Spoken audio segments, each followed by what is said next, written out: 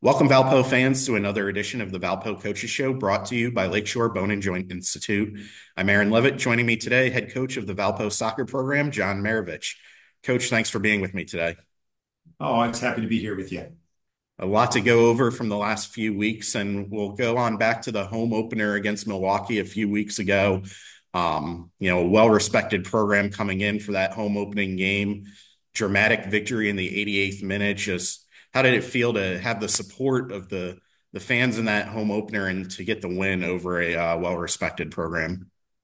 Oh, it gave the group a tremendous amount of momentum for sure in terms of the early part of the year. But love the fans. The fans have been incredible. The student body has been out. They're loud. They're definitely making it a great soccer environment. So we're super appreciative of that. And then be able to kind of give them something to cheer about in the 88th minute with finding the game winner. Um, but playing against somebody like Milwaukee, again, you got a team that's been in the NCAA tournament quite a lot. You see both sides, they made some big plays. We made some big plays. And in games like that, you just kind of like, hey, we made one more special play than they did, which got us across the finish line. But that was a great result for us for sure. Following that, you had a couple of tougher games against Ohio and Xavier. You came out of those games and you're talking about learning from those games. And a lot of times, coaches might say when you have a rough game scoreline wise, okay, we're just going to burn the tape, forget it happened, move on. You talked about learning from those games. What does that look like? Is it like with individuals, singular teaching moments? Is it more of a group? Hey, here's how we wanted to play, and here's why we couldn't play that way? Is it sort of all of the above? What does that look like? Well, I think it's both. I think you look at it from an individual perspective and how can each individual player look at those moments and find the things that they did well and obviously continue to do those things, but then find areas where you can get better. And I think you do that at an individual level and as a collective group level. And you do that when you win and you do that when you lose.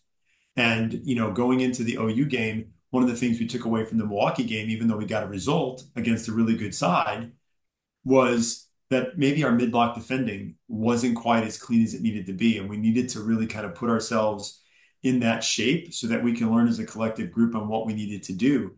And so we did that against OU. And to be fair, even though that scoreline at halftime wasn't where we would want it to be, the actual structure and shape of the team was much, much better.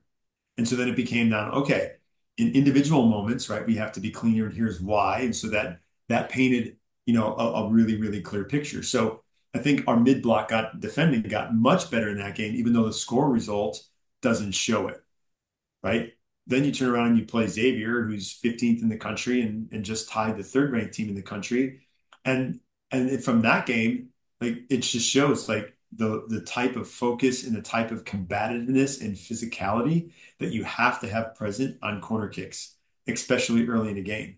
And so that game gets away from you because of that, that goalkeeping, not the goalkeeping, but the corner kick defending and headers, right? And so we have to take a look at that. And I think the other thing you take away is, and that's no matter when you're playing Notre Dame in the NCAA tournament last year or you're playing Xavier this year, the ability to have the ball on the dribble in tight spaces and being able to hang on to it. I think that's something that we can take from them and how they performed in the game, which made the game much easier for them. That's something that we can take away and say, no, we need to emulate that. We need to be able to do that because that really put pressure on us in order, to make our defending, it made our defending much more difficult when they were able to do that. So I think you learn in both areas, not just what maybe we can do better against the other team, but what does the other team do that really makes it difficult for you? And then how do you emulate that going forward? So I think there was so much to take away from those two games.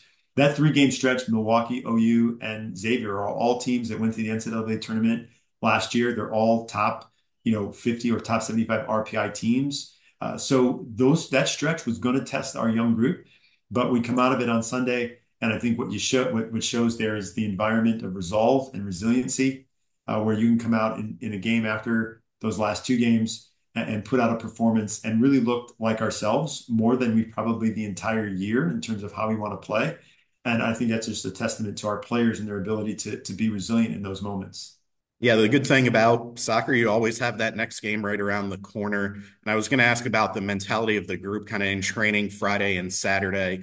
Were they able to put that result, that scoreline behind them and move on to make sure they were ready for that performance they needed to come out with the win on Sunday? Yeah, I thought they did a great job with that. I think you just again, when you're in soccer, right, you don't have a large turnaround until your next game, so you have to have that goldfish kind of mentality, as Ted Lasso would say. Um, so we did. We took away from that game what we needed to take away, and then we try to apply it in the next game. And I felt like, we came out on the front foot at Wright State. I felt like the pressing was there. We started to get a really good um, collective group of pressing. We created turnovers. The first goal against Wright State, Sam presses hard, really created a situation which would have been super advantageous for ourselves. She wins the tackle, she gets it in, she drives, she attracts a player, lays it back to Kaylee, who finishes it, right straight away, and so you go up 1-0. Uh, and then we kind of started to see the game, started to feel the game. We started to have more of the ball. We started to look a lot more like our Valpo soccer teams look, right? And for a young team to kind of start to build into that, I think was great. And then you also look at like what areas did we specifically look at to get better at? And we recognized statistically we weren't getting enough service into the box. We weren't averaging enough service into the box. So that was a point of emphasis going into the game. We need to get the ball into the box more. We need to take players on in 1v1 situations in wide channels. So you see Landon went in and did that. You saw Emma Paraskos go in and do that. You saw Kaylee get into those pockets of space, Addie holding a ball off. Our sixes and Molly and Kate doing a really good job sitting behind that group to help us in that possession to keep balance and structure. There were so many more positive things that happened that ended up getting service in the box.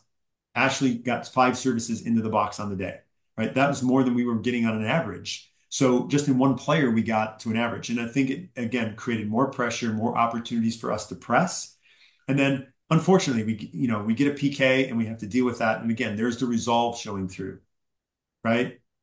Okay, we dealt with some pretty tough stuff. The previous 2 games, getting tied, we just went back, and within the next 10 minutes or so, we get the game winner within the 88th minute. Because again, what did we do? We pressed the ball, we got it. Addie got a ball in, she set it back to Kaylee, and Kaylee finishes.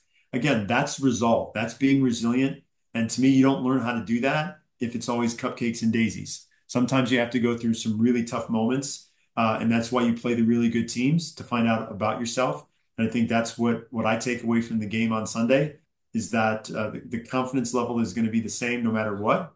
We're going to continue to work and be better at what we need to be better at, and that's what we're going to do. We took the same thing away from Sunday. We found things that we need to work on and get better at, and that's what we're going to focus in on going into this week's games. Because again, it doesn't get easier, right? These teams have lost 2 games between the two of them, so they're in a really good role. They found some really good form, and so now we're going to go compete and try to go get some more results. Yep, the final week of non-conference play is here. Eastern Michigan at home, Brownfield Thursday night, 7 p.m., and then at Northern Illinois on Sunday. And then next week, MVC play starts with a pair of home games on Brownfield, Indiana State next Thursday night, Drake in a rematch of the title match from last year next Sunday afternoon. Coach Marovich, thanks for joining me today. Best of luck as we get ready for the start of Valley play. Thank you so much, Aaron, and thank you, Valpo Nation. You guys have been so awesome. Keep coming out. It's so much fun. You guys add such a great environment to it. Looking forward to seeing all y'all this week and next week. Until next time, this has been the Valpo Coaches Show brought to you by Lakeshore Bone and Joint Institute.